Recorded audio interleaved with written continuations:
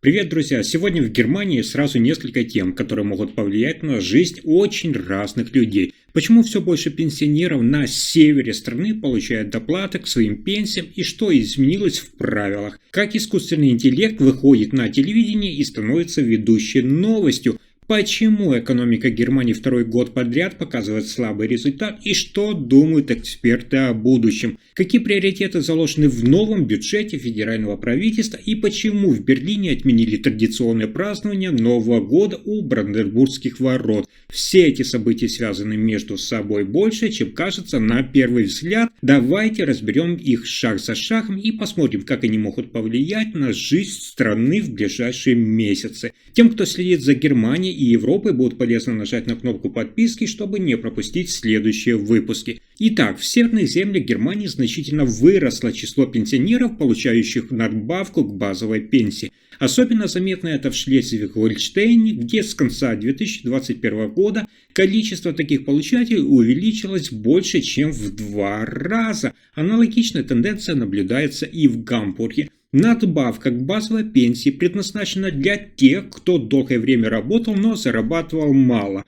В Шлезвиг-Гольштейне ее сейчас получают более 41 тысячи человек, тогда как 2 года назад их было около 19 тысяч. В Гамбурге число получателей выросло с 15 до почти 33 тысяч. Рост числа обращений связан как с лучшей информативностью населения, так и с тем, что пенсионное страхование стало автоматически проверять право на доплату. Представители пенсионных касс подчеркивают, что пожилым людям больше не нужно самим подавать заявление. Начисление происходит без лишней бюрократии. Власти считают это важным шагом в борьбе с бедностью среди пожилых.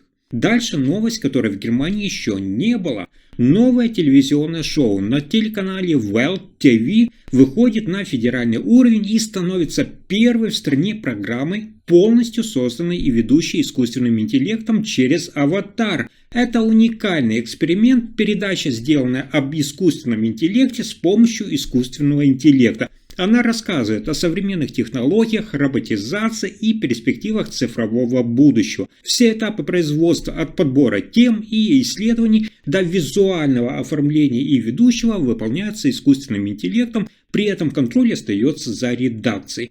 Шоу выходит раз в неделю, премьерный выпуск состоится 31 июля 2025 года. Ведущий аватар, основанный на образе реального репортера, появляется в кадре в светлом пиджаке и поясняет зрителям: «Я не настоящий, я аватар, но информация, которую я показываю, настоящая». Это особенно заметно по синтезированной голосовой подаче. Главный редактор группы Welt сообщает, это шоу экспериментальный формат, который демонстрирует текущие возможности искусственного интеллекта и служит примером технологического развития. При этом он подчеркивает, традиционные новостные программы остаются под управлением людей. Проект призван дать зрителям полноценное представление о ключевых тенденциях цифровой эпохи, в том числе законопроект на инициативе Европейского Союза по искусственному интеллекту и выставках с робототехническими новинками, например, роботах, способных самостоятельно менять аккумуляторы на производстве. Таким образом, Welt TV делает шаг в новую эру медиа. Формат, ранее применявшийся лишь экспериментально, теперь получает постоянный эфирный домен. А теперь новости о сравнении экономики Германии и экономики других стран Евросоюза, чтобы вы понимали разницу между странами. К сожалению, сегодня экономика Германии вновь показывает слабые результаты. Во втором квартале 2025 года валовой внутренний продукт ВВП сократился на 0,1% по сравнению с предыдущим кварталом. Статистика за 2024 год подтверждает второй подряд год падения. Снижение составило 0,2% после 0,3% в 2023 году. Это впервые с начала 2000-х годов, когда страна переживает 2 негативных года подряд. В это же время экономика еврозоны, кстати, в целом выросла на 0,1% во втором квартале, а годовой прирост составил, внимание, 1,4%. Среди крупнейших европейских стран это Испания плюс 0,7%, Франция 0,3% и Ирландия показали лучшие темпы, тогда как Италия также зафиксировала снижение минус 0,1% и осталась в рамках общего роста зоны. Согласно оценке Европейской комиссии, Германия окажется в числе самых медленно растущих экономик Европейского Союза. В 2025 году рост ожидается близко к нулю, тогда как в еврозоне прогнозы предусматривают около плюс 0,9%. Только Австрия может отложить худший результат, показывающий сокращение примерно на минус 0,3%. Причины стагнации – это высокие цены на энергию, жесткая регуляция, слабый рост производительности и конкуренция на международных рынках, особенно в промышленности и автомобилестроении. Структурная неэффективность и инвестиционный дефицит замедляют обновление экономики. Организация экономического сотрудничества и развития также относит Германию к числу практически нерастущих индустриальных стран, прогнозируя на 2025 год лишь плюс 0,4% и незначительный подъем в 2026 году. Европейская комиссия ожидает восстановления экономики Германии, начиная с 2025-2026 года, но темпы роста, вероятно, останутся ниже среднеевропейских. А следующая новость о том, что новый кабинет Фридриха Мерца уже одобрил проект бюджета на 2026 год, и общие расходы составят, внимание, 520,5 миллиардов евро, что на 3,5% больше, чем запланировано на текущий год. Из них около 126,7 миллиарда евро пойдут на инвестиции, то есть это ремонт мостов и железных дорог, ускорение цифровизации и расширение расходов на образование. Интересно, что до 2029 года планируется привлечь более 850 миллиардов евро, внимание, новых кредитов. Для справки хочу сообщить, что наибольшие статьи расходной части это Министерство труда и соцполитики, а также федеральные выплаты в пенсионный фонд.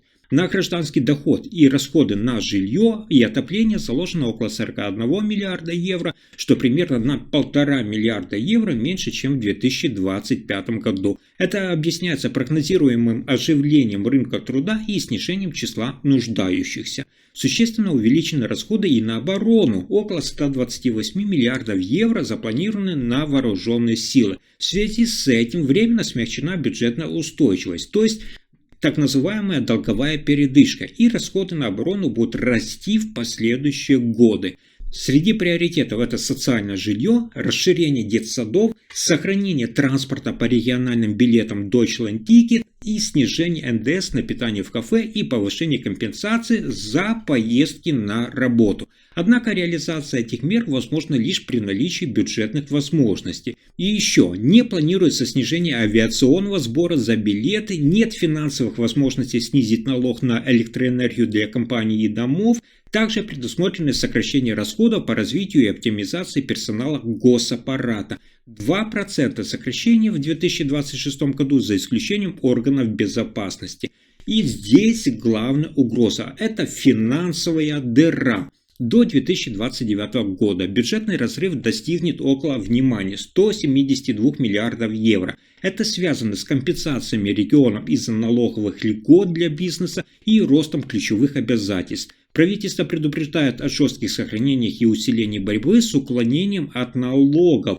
Оппозиционные критики, то есть зеленые, выразили обеспокоенность. По их мнению, бюджет не содержит устойчивых решений. Они считают, что ответственность откладывается, а важнейшие задачи – это цифровизация, климат и инфраструктура вообще игнорируются.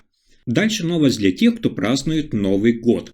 Традиционное празднование Нового года у Бранденбургских ворот в Берлине, ставшее крупнейшей уличной вечеринкой Германии, отменено на 2025 год. Организатор уведомила Сенат, что подготовка мероприятия вынуждена приостановлена из-за отсутствия государственной поддержки. Из бюджета Берлина в этом году не предусмотрены субсидии для мероприятия, в отличие от предыдущих лет, когда участие осуществлялось с вкладами от 500 тысяч до 1 миллиона евро в виде аренды рекламных площадей. Генеральный директор Бенедикт Алдер заявил, что без помощи со стороны города организация крупного события с необходимой сетевой инфраструктурой, сценами и программой, обеспечением безопасности и фейерверком экономически нецелесообразно. Повышение стоимости билета, чтобы покрыть расходы, не рассматривается из-за желания сохранить мероприятие доступным для семей и малообеспеченных, региональный лидер Берлина Кай Вегнер отметил, что финансирование подобных мероприятий не задача налогоплательщиков,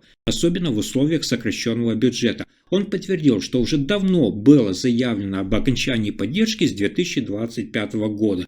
Но рассматриваются альтернативные варианты, возможно проведение только фейерверка или запуск другой формы празднования с другими организатором и моделью финансирования. Я напомню, что в прошлом году у Бранденбургских ворот собрались около 60-65 тысяч посетителей, и шоу с выступлением звезд и фейерверком транслировалось в прямом эфире. В отсутствии новой концепции и финансирования судьба традиции остается неопределенной. Если информация оказалась полезной, ставьте лайк, подписывайтесь на канал и делитесь этим видео. Спасибо за просмотр.